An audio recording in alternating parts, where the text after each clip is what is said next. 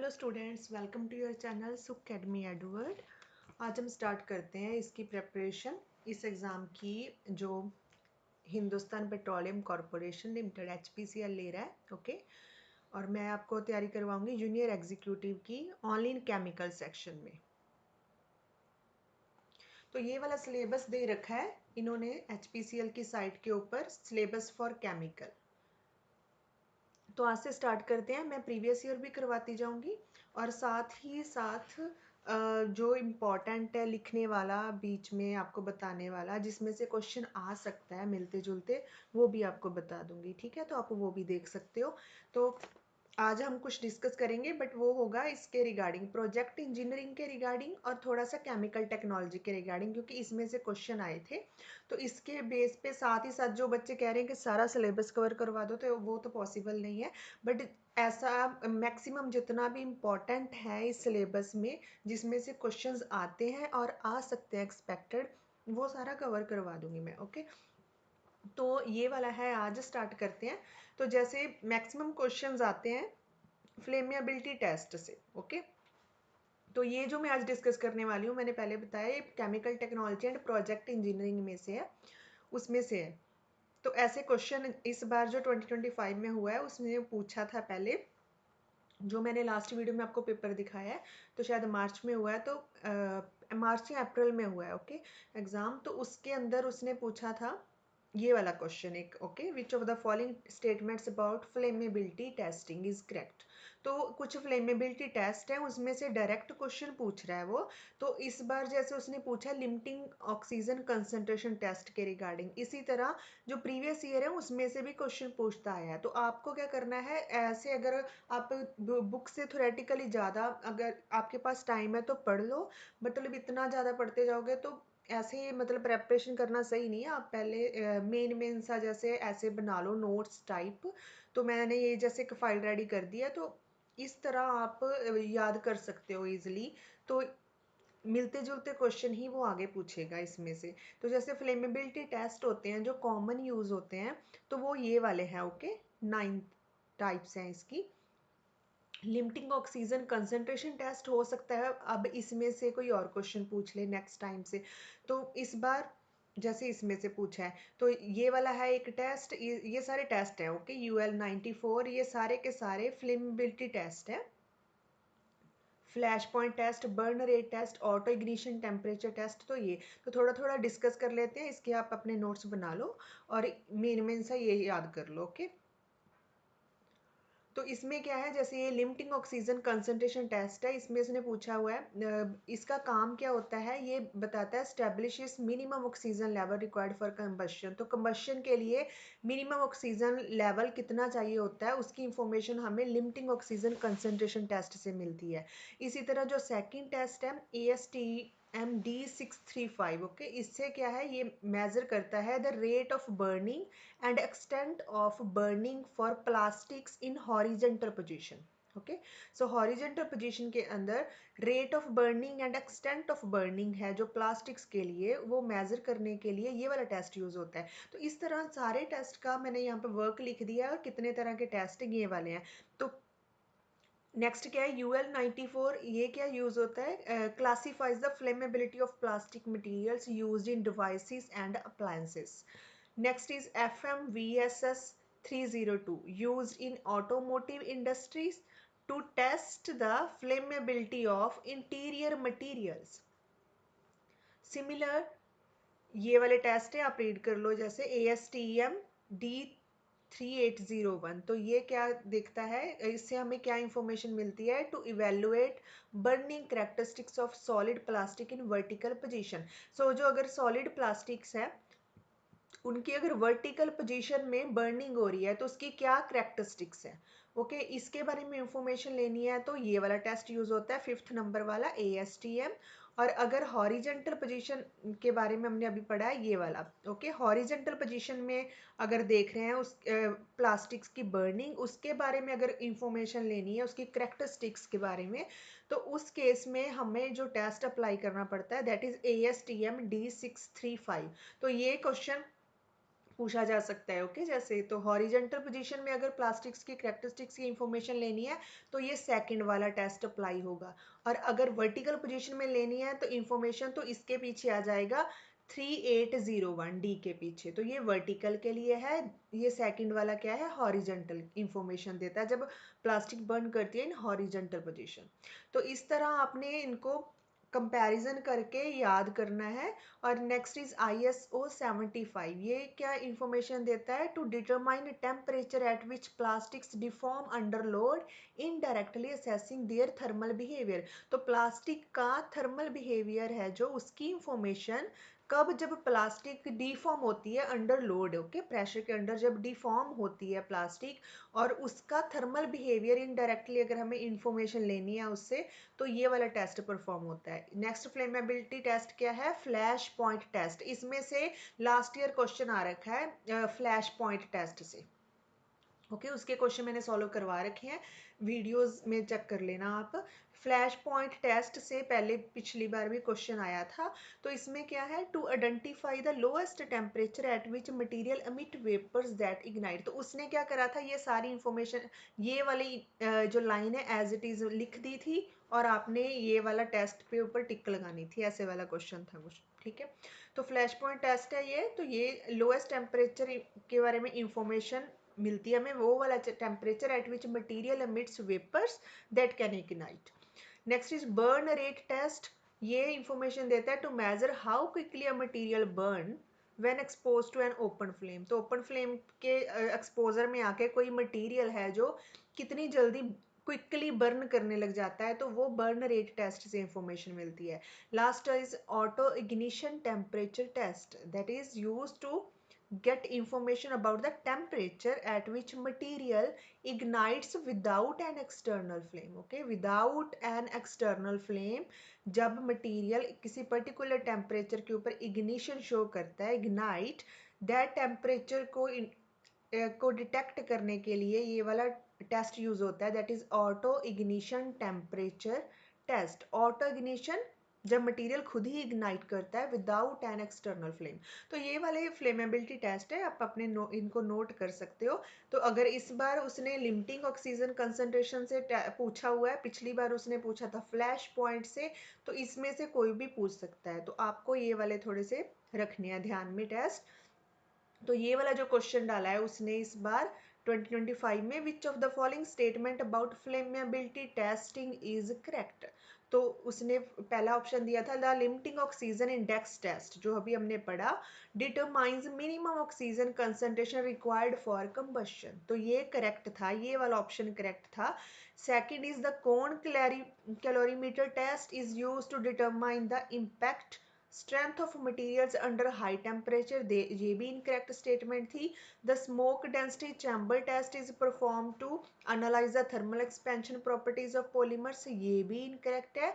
The NFPA 101 test measures the explosive limit of volatile substances, ये भी incorrect है। तो बच्चे जिसने भी फ्लेमेबिलिटी टेस्ट एक बार रीड किए होंगे तो पहला तो आपको तभी पता चल जाएगा कि जो 9 तरह के फ्लेमेबिलिटी टेस्ट हैं मैंने आपको ऊपर बताए, उसमें से हमें एक लिमिटिंग ऑक्सीजन इंडेक्स टेस्ट उसमें से हमने देखा है। ये वाला टेस्ट तो है ही नहीं फ्लेमेबिलिटी का, cone calorimeter, smoke density chamber test and NFPA, ये किसी और पर्पस के लिए है। तो ये जिसने भी पढ़े होंगे उसको डायरेक्ट ही पता चल जाएगा कि ये वाले फ्लेमेबिलिटी टेस्ट है ही नहीं। ओके, तो यही एक करेक्ट ऑप्शन है फर्स्ट वाला। तो इस तरह से वो इजी क्वेश्चन पूछता है, बस आपने नोट्स बना के ऐसे ही टेबुलर फॉर्म में ले आओ डाटा को और रीड कर लो, इतना डीपली जाने की ज़रूरत नहीं है, इतना डीपली वो नहीं पूछते हैं। ओके, डिप्लोमा लेवल के ऊपर ये एग्ज़ाम आता है, तो इतना डीपली वो नहीं पूछते हैं। तो इस तरह अपना प्रेपरेशन करो। सेकंड, अब इसने कौन कैलोरीमीटर टेस्ट का बोला था, that is use to determine impact strength of material under high temperature. तो ये इम्पैक्ट स्ट्रेंथ निकालनी अगर मटेरियल की तो अलग टेस्ट होते हैं, तो ये कौन कैलोरीमीटर टेस्ट ये इनकरेक्ट था। तो अगर कौन कैलोरीमीटर टेस्ट की इंफॉर्मेशन लेनी है तो इसमें से भी क्वेश्चन आ सकता है, अगर उसने इसका जिक्र कर दिया है तो कौन कैलोरीमीटर टेस्ट होता है, ये इंफॉर्मेशन ये अप्लाई किया जाता है हम to get information about materials reaction to fire. Okay, तो फायर के अंडर मटीरियल्स का कैसा रिएक्शन होता है ये इंफॉर्मेशन लेने के लिए, इसके बिना कितना हीट रिलीज रेट होता है, ignitability, smoke production, combustibility, toxic gas emissions हो रही है कि नहीं जब मटेरियल बर्न करता है, तो ये सारी इंफॉर्मेशन फायर के अंडर ये वाली अदर प्रॉपर्टीज को भी कलेक्ट किया जाता है, इनकी डिटर्मिनेशन भी की जाती है। तो ये कौन कैलोरीमीटर टेस्ट जो होता है, बट सबसे पहले मटेरियल को फायर के अंदर ले जाया जाता है और इसके बाद डाटा कलेक्ट किया जाता है about heat release rate, ignitability, smoke production, combustibility, toxic gas emissions. Okay, हो रही है कि ये वाली इंफॉर्मेशन सारी निकालने के लिए कौन कैलोरीमीटर टेस्ट होता है। तो इन्होंने क्या दिया था सेकंड ऑप्शन में, cone calorimeter test is used to impact strength of material. नहीं, मटेरियल की स्ट्रेंथ के बारे में कोई इंफॉर्मेशन नहीं देता है, ये इंफॉर्मेशन देता है ये वाली प्रॉपर्टीज। ओके, ये वाली इंफॉर्मेशन देता है, तो इसलिए वो ऑप्शन गलत था। तो अगर नेक्स्ट इसने बोला था smoke density chamber test, that is perform to analyse thermal expansion properties of polymer.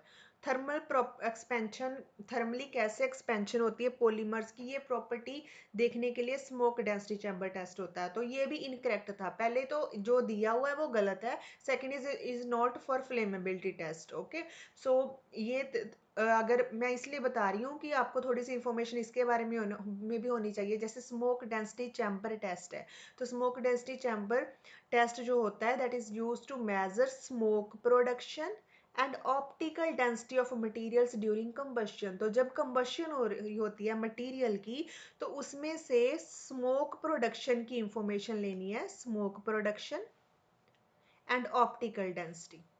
Okay, तो ये information smoke production and optical density की इंफॉर्मेशन लेनी है मटेरियल की, जब मटेरियल कंबशन के अंडर गया होता है प्रोसेस में, तो वो स्मोक डेंसिटी चैम्बर टेस्ट से पता चलता है। Other is help to assess fire safety by analysing how much smoke material generate when expose to heat. और जब मटेरियल को हीट के अंडर किया जाता है तो मटेरियल कितनी स्मोक प्रोड्यूस करता है। ओके, तो how much smoke a material generate, कितनी जनरेट होती है स्मोक, तो वो क्वांटिटीज ऑफ स्मोक निकालने के लिए मटेरियल जब कंबशन कर रहा होता है तो उस केस में स्मोक डेंसिटी चैम्बर हमें इंफॉर्मेशन देता है। तो मेन जो तीन चीजें ही देखी हमने, स्मोक कितना प्रोड्यूस होता है, smoke production and optical density, ये दोनों इंफॉर्मेशन अगर निकालनी है तो वो स्मोक डेंसिटी चैम्बर टेस्ट से निकलती है। और थर्ड ऑप्शन जो इस क्वेश्चन के अंदर इसने दे रखा था that is NFPA 101 test. Okay, direct ऐसा लिख दिया, वो मेजर करता है explosive limit of volatile substance. तो ये स्टेटमेंट ही गलत है। ओके, तो NFPA 101 जो होता है ना, that is life safety code है। ओके, इसका नाम क्या है, इस टेस्ट का जो अदर नेम होता है that is life safety code, ये भी आप नोट कर लो। NFPA 101 को ही लाइफ सेफ्टी कोड भी बोला जाता है, and that is used for get information like building safety, fire production and occupant safety. ये तीन इंफॉर्मेशन निकालने के लिए टेस्ट परफॉर्म किया जाता है। तो इसमें क्या होता है, कुछ गाइडलाइंस डिस्कस होती हैं, कुछ गाइडलाइंस बनाई होती है किसके regarding, for fire prevention, egress and emergency preparedness. तो इसके अंदर ये सारे कोड ही होते हैं। ओके, स्टैंडर्ड सेट किए होते हैं, इनकी कुछ गाइडलाइंस होती हैं, और उन गाइडलाइंस जो होती हैं पर्टिकुलर हमें जो हमारा ऑब्जेक्टिव होता है पर उसको फुलफिल करने के लिए ये गाइडलाइंस बनाई जाती है। तो इसमें गाइडलाइंस बनी होती है for fire prevention, egress and emergency preparedness, और ये यूज होता है to get information about building safety, fire production, occupant safety. और इसका सेकंड नाम क्या है, लाइफ सेफ्टी कोड। ओके, इसका अदर नेम है। तो ये वाला है, तो इसने क्या बोला था, NFPA used for get information for explosive limits. Okay, explosion कितना कर सकता है वोलाटाइल सब्सटेंस। वोलाटाइल क्या होता है, जिसके इजिली वेपर बन जाते हैं। ओके, तो वोलाटाइल सब्सटेंस की एक्सप्लोजिव लिमिट, तो ऐसे कोई इंफॉर्मेशन ये नहीं देता है, तो ये थर्ड स्टेटमेंट भी उसमें इनकरेक्ट थी। तो ये आप अपना नोट कर लो कि इस तरह से हमने क्वेश्चन भी डिस्कस कर लिया और इसके अदर ऑप्शंस हैं जो उनके बारे में मैंने आपको इन्फॉर्मेशन दे दी। तो इस तरह आप अपनी तैयारी कर सकते हो। और नेक्स्ट क्या है, इसमें से इसने पूछा था कि cone calorimeter test is use to determine impact strength of material under high temperature. तो इम्पैक्ट स्ट्रेंथ अगर मटेरियल की निकालनी है तो उसके लिए भी कुछ टेस्ट होते हैं। ओके, वो वाला टेस्ट इसने बताया था कौन कैलोरीमीटर, ये वाला नहीं है। अब नेक्स्ट मैं आपको बताती हूँ इम्पैक्ट स्ट्रेंथ टेस्ट। तो इम्पैक्ट स्ट्रेंथ निकालनी है अगर मटेरियल्स की तो उसके लिए ये वाले टेस्ट होते हैं, 7 8 7 हैं। ओके, यस 7 टेस्ट हैं ये वाले। Okay, Charpy impact test, Izod impact test, drop weight test, instrumental impact test, dynamic mechanical analysis, that is also known as DMA, its abbreviation, pendulum impact test, high speed tensile impact test। Okay, तो इसने गलत test दे दिया था। ये 7 test हैं, इनके नाम आपको अच्छी तरह से याद होने चाहिए कि जैसे 9 तरह के फ्लेमेबिलिटी टेस्ट है उनको अलग से पहले लाइन में लिख लो कि ओके ये वाले 9 तरह के हैं, उनको मिक्स मत करो। तो इम्पैक्ट निकालना है, अगर आप स्ट्रेंथ निकालनी है मटेरियल की, उसके लिए उसकी इंफॉर्मेशन लेनी है स्ट्रेंथ के बारे में, तो उसके लिए अलग टेस्ट परफॉर्म किए जाते हैं। तो वो ये वाले 7 टेस्ट हैं। तो इस तरह से आप मिक्स मत करना। तो इस तरह अगर आप सेपरेटली इनको याद करोगे किस किस टेस्ट का क्या वर्क होता है, तो इस तरह आप कोई भी क्वेश्चन इजीली आपके ऑप्शंस कट हो जाएंगे। ओके, तो आपको एटलीस्ट पता होना चाहिए कौन सा टेस्ट किसके लिए यूज होता है, इम्पैक्ट निकालने के, स्ट्रेंथ निकालने की इंफॉर्मेशन, या फ्लेमेबिलिटी के लिए। तो ये वाले टेस्ट हैं। तो जैसे पहला है चारपे इम्पैक्ट टेस्ट। तो ये जो इजोड वाला, इसमें से प्रीवियस ईयर्स में क्वेश्चन आ रखा है, इजोड इम्पैक्ट टेस्ट। ओके, तो चारपे इम्पैक्ट टेस्ट है, that is use to measure energy absorbed by a notched specimen when struck by a pendulum. तो इस तरह second is Izod impact test, that is similar है Charpy के but with the vertical positioned specimen. इतना सा difference है इन दोनों में। Next is drop weight test, that is used to determine fracture toughness by dropping a weight onto a material। Okay, material के ऊपर wait drop करते हैं तो उसका फ्रैक्चर होने का जो टफनेस है, कितनी स्ट्रेंथ है उसकी, तो उस टफनेस को डिटरमाइन करने के लिए ड्रॉप वेट टेस्ट है। तो ड्रॉप मतलब याद रख लो कि वेट ड्रॉप किया जाता है मटेरियल के ऊपर। Next is instrumental impact test, in it used sensors to record force and deformation during impact। Okay, dynamic mechanical analysis, that is used to evaluate materials behavior under cyclic loading। तो इस तरह आपने इसको read करना है और थोड़ा दिमाग में रखना है।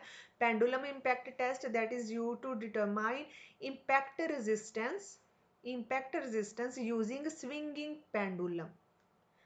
Last is high speed tensile impact test, that is used to measure tensile properties of a material under rapid loading conditions। Okay, fast loading conditions के अंदर टेंसाइल प्रॉपर्टीज, टेंसाइल स्ट्रेंथ निकालनी है मटेरियल की, टेंसाइल स्ट्रेंथ, उसके बारे में information लेनी है।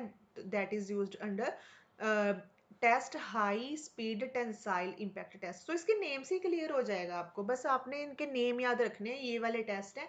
तो आपको ये कुछ का डायरेक्ट आइडिया लग जाएगा। जैसे हाई स्पीड टेंसाइल तो ऑब्वियसली इम्पैक्ट के अंडर है, पेंडुलम इम्पैक्ट टेस्ट है तो ये इम्पैक्ट निकालने के लिए है, इम्पैक्ट स्ट्रेंथ का इंफॉर्मेशन लेने के लिए। तो इस तरह से ये वाले टेस्ट आप नोट कर सकते हो। ओके, इनका रीड कर सकते हो, एक बार जाने से पहले इनको जरूर रीड करके जाना। नेक्स्ट क्वेश्चन एक और डाला है उसने, इस बार पूछा है विच of the following fluids is generally considered incompressible under normal conditions. कौन से हैं इनमें से फ्लूइड, 4 ऑप्शंस में से, जो जनरल नॉर्मल कंडीशंस के अंडर इनकम्प्रेसिबल है, जिनको कंप्रेस नहीं किया जा सकता, इनकम्प्रेसिबल है। तो इसमें से एक तो दे दिया उसने स्टीम, एक दे दिया एयर, एक दे दिया हाइड्रोजन। तो देखो ये तीनों ही गैस हैं। ओके, तीनों ही गैस फॉर्म में है। ये दे दिया आपको लिक्विड। ओके, तो लिक्विड को कंप्रेस नहीं किया जा सकता, that is incompressible. And gases हैं जितनी भी सारी, मैक्सिमम गैसेस हैं सारी, वो होती हैं compressible. Okay, gases are always compressible.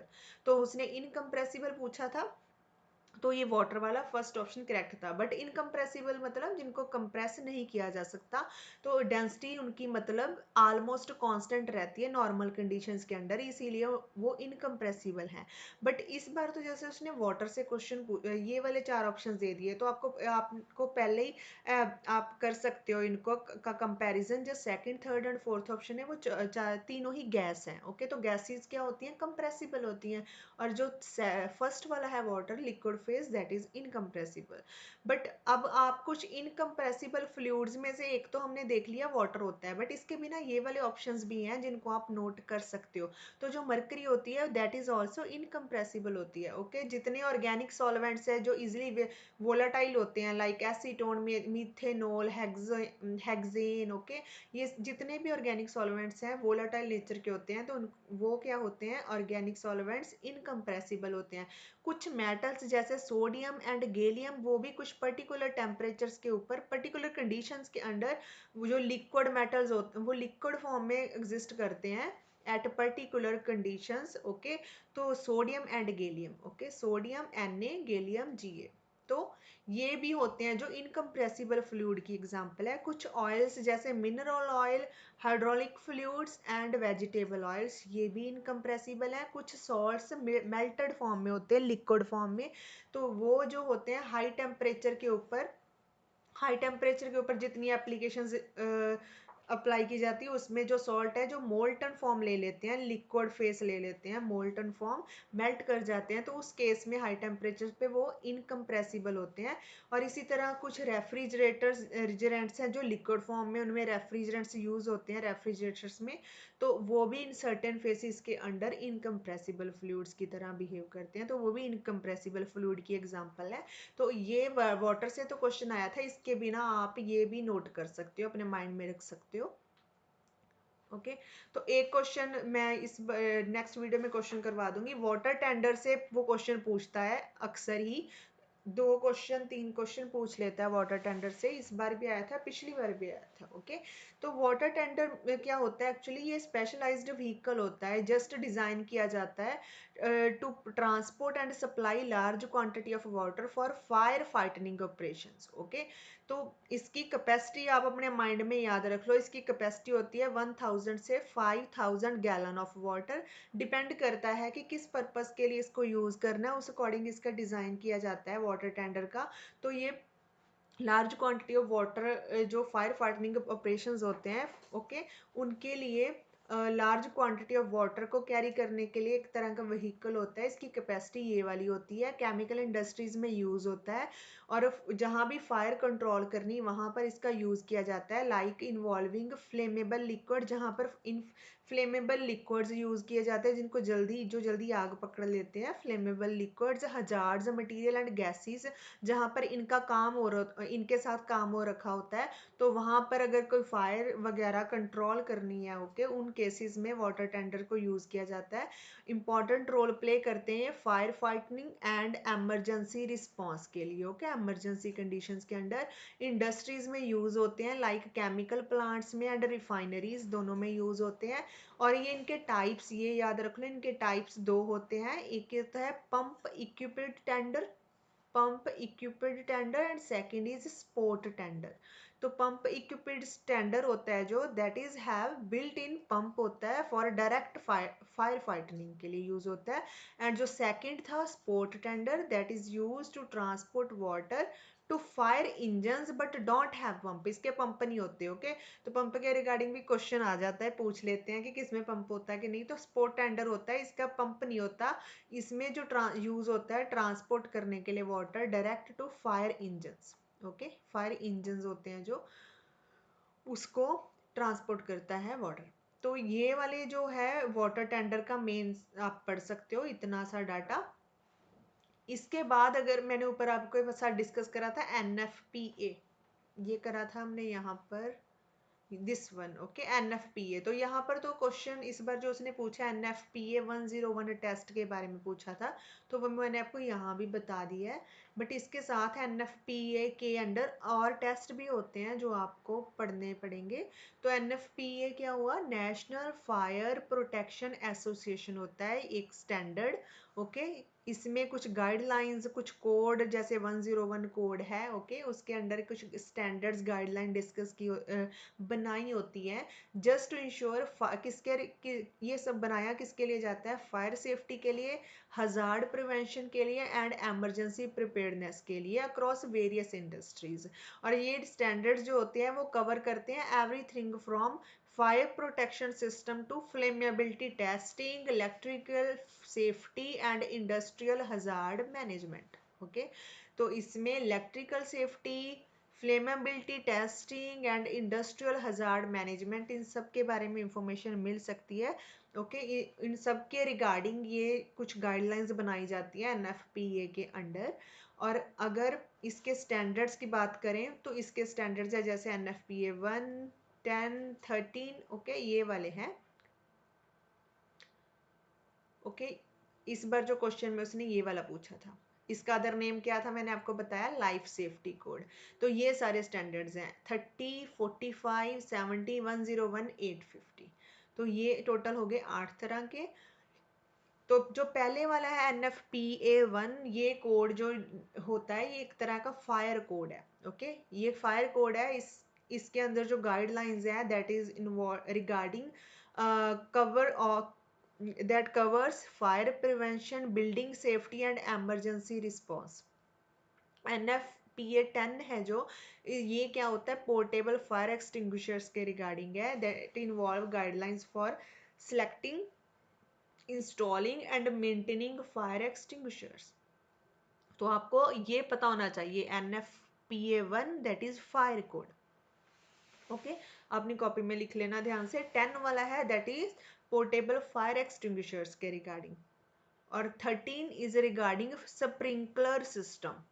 Okay, used involve standards for installation of automatic fire sprinkler systems, and 30 is flammable liquid code that is used to regulate for regulations for handling and strong flammable and combustible liquid। जितने भी strong, जिनको जल्दी आग लग जाती है, okay, flammable होते हैं, combustible होते हैं liquids, strong, उनकी हैंडलिंग के रिगार्डिंग, फ्लेमेबल लिक्विड उनकी हैंडलिंग के रिगार्डिंग जो है बनाया जाता है, जो रेगुलेशंस कुछ डिसाइड किए जाते हैं रूल्स, वो NFPA 30 के अंडर किए जाते हैं। और जो 45 वाला है that is fire protection for labs, laboratories के अंडर जितने भी सेफ्टी मेजर्स होने चाहिए कि जो मटेरियल्स हजार्ड है, डेंजरस मटेरियल्स हैं, उनके केमिकल लैब्स में कैसे उनको रखा जाएगा, उनके सेफ्टी जो ह्यूमन को कैसे उनका सेफ्टी जो होती हैं, रूल्स होते हैं सेफ्टी के, वो सारी की सारी इंफॉर्मेशन जो होती है लैब्स में उनको कैसे रखा जाता है और उनके रिगार्डिंग जो इंफॉर्मेशन कलेक्ट करके रखी जाती है वो सारी फायर प्रोटेक्शन फॉर लेबोरेटरीज के अंडर होती है। और ये जो कोड होता है इसके लिए एनएफपी ने 45 रखा हुआ है। Okay, next is 70 that is national electrical code, ये NEC के नाम पे भी जाना जाता है। तो जैसे इस बार उसने आपको NFPA 101 दे दिया, तो नेक्स्ट टाइम हो सकता है कि वो इस कोड देने की बजाय सीधा ही फ्लेमेबिलिटी लिक्विड कोड बोल दे। ओके, जब फायर प्रोटेक्शन फॉर लेबोरेटरी बोल दे तो ये इनका सेकंड नाम का आप कंसिडर कर सकते हो। तो 70 के under that is electrical code है, national electrical code, electrical safety standard है to prevent fire hazard, fire hazards को रोकने के लिए सेफ्टी है जो, उसके रिगार्डिंग इंफॉर्मेशन 70 में मिलती है। और 101 है जो, उसमें guidelines, life safety code guidelines है for building design and ensure safe evacuation during emergency. Okay, तो इमरजेंसी के ड्यूरिंग सेफ इवैक्यूएशन के रिगार्डिंग जो है बिल्डिंग का डिजाइन, ओके, कैसे डिजाइन किया जाएगा और इमरजेंसी आ जाएगी तो वहां पर इवैक्यूएशन कैसे करवाई जाए, इसके रिगार्डिंग जो गाइडलाइंस है that is life safety code. Okay, life मतलब ह्यूमन के रिगार्डिंग है, ओके, ह्यूमन को सेफ्टी देने के लिए इमरजेंसी कंडीशंस के अंदर। तो दो जो कोड होता है that is 101, NFPA 101। Last is NFPA 850 that is fire protection for power plants. तो recommendations for fire safety in fossil fuels and alternative energy plants. तो फॉसिल फ्यूल एंड अल्टरनेटिव जो जितने भी एनर्जी प्लांट्स हैं उनमें fire safety के regarding जो guidelines होती हैं वो सारी की सारी NFPA 850 के अंडर रखी गई हैं। और इसका सेकंड नाम क्या हुआ, fire protection for power plant. तो ये इंफॉर्मेशन इसके अंडर मिलती है। तो ये वाले हैं जो आप, मुझे लगा कि ज़रूरी है आपको रीड करना, आपके पास ये वाली इंफॉर्मेशन होनी चाहिए। तो वो किसी तरह से भी मोल्ड करके क्वेश्चन पूछ सकता है। तो इस तरह जो बच्चों का है कि सिलेबस करवा दो, तो इस जो मैक्सिमम मेन है सिलेबस में जो क्वेश्चंस के प्रीवियस ईयर क्वेश्चन में वो पूछता है, ओके, उसके रिगार्डिंग वो किसी भी चैप्टर में कितना कितना एरिया कवर करता है जो इम्पोर्टेंट है, वो मैं आपको साथ ही साथ क्वेश्चन सॉल्व करवा दूंगी।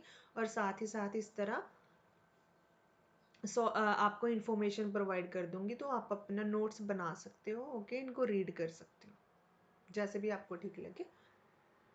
तो नेक्स्ट वीडियो में मैं बाकी के क्वेश्चंस और डाटा आपको प्रोवाइड कर दूंगी, आप रीड कर सकते हो। और अगर समझ आ रही है तो ठीक है, अगर कोई इंफॉर्मेशन, अगर कोई भी क्वेरी है आप कमेंट सेक्शन में लिख सकते हो। अगर कोई टॉपिक है आप स्पेशल आपको नहीं समझ आता है कुछ भी खास, ओके, तो फिर वो भी लिख सकते हो, उसके ऊपर मैं अलग से वीडियो बना दूंगी।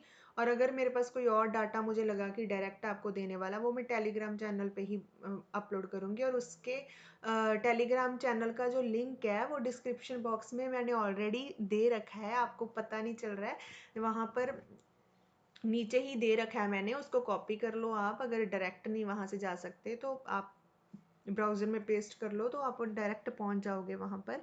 तो उसको ज्वाइन कर लो। इसके साथ ही टेलीग्राम पे अभी अभी मैंने आप सब के लिए जो जूनियर एग्जीक्यूटिव केमिकल सेक्शन के लिए प्रिपेयर कर रहे हैं, उनके लिए मैंने एक अलग से ग्रुप जनरेट करा है। तो वही बच्चे ही फॉलो करें उसको, वही ज्वाइन करें जो प्रेपरेशन कर रहे हैं, ओके, बाकी ना ज्वाइन करें चाहे। तो उसके अंदर जो भी आप जैसे क्वेश्चंस सॉल्व कर रहे हो, आपको कोई प्रॉब्लम आ रही है, तो आप उसका स्क्रीनशॉट या जैसे भी टाइप करके वहाँ पर कर सकते हो पेस्ट। तो उसके मैं सोल्यूशन वहीं पर ही आपको प्रोवाइड कर दूंगी। और इसके बिना अगर आपको कोई स्पेशल इंफॉर्मेशन चाहिए, मैं यहाँ पर भी आपको बता दूंगी चैनल पे, यूट्यूब पे। तो इस तरह मैं आपको जितना हो सके मैं आपकी हेल्प करूँगी, ओके। और चैनल को लाइक ज़रूर करो। और जो अपने आपके स्टूडेंट्स साथ वाले हैं जो सेम प्रिपेयर कर रहे हैं सेम एग्ज़ाम के लिए, तो उनको भी शेयर कर दो। And thank you very much.